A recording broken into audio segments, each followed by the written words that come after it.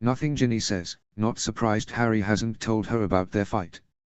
He probably never gave it a second thought. Nothing's happened. I'm just really busy right now. The lies are easy. It's nice to be on this side of them for once. Or so she tells herself. She tries not to pay attention to the clock that evening, but despite the load of homework she has to lose herself in, she becomes increasingly short-tempered as the clock ticks towards 8. Both Tobias and Smita have long since wandered off to leave her to her sulk. It's stupid, really. What does she care about the stupid or what Harry bloody Potter might think of her? Right before 8, a shadow falls across the book she isn't reading. Come on. Ginny looks up, surprised to see Antonia standing over her. What? Antonia gives her an impatient look like she's dropping the ball. Astoria's going to play her harp. Ginny frowns, sure that Astoria has never publicly played before. She could be in the choir if she wanted, or in the musical chorale. But most Slytherin aren't big on participation. Antonia raises one perfect, dark eyebrow at Ginny when she continues to do nothing but stare. Well. There are a million reasons to keep sitting here pouting, but all of them suddenly feel rather stupid. Besides, Ginny is big enough to admit she's always found Antonia fascinating. Ginny quickly shoves her books back into her bag and gets to her feet. Antonia leads her to what Ginny had up to now always assumed was a broom closet. The older girl taps the door frame with her wand, murmuring something under her breath. When the door opens, it reveals a narrow staircase leading downwards. Ginny peers down into the dark space. She may find Antonia fascinating, but that doesn't mean she doesn't also find her scary as hell.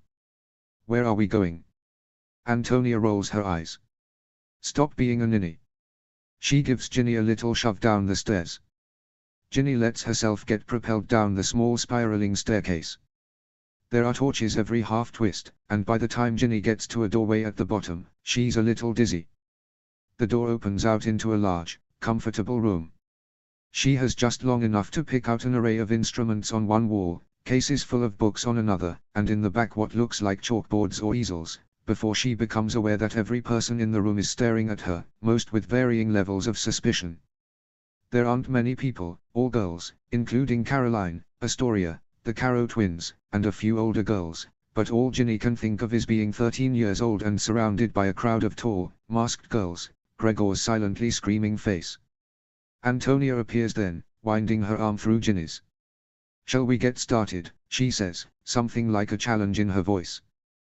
The rest of the girls exchange glances, but seem to accept Ginny's presence for now.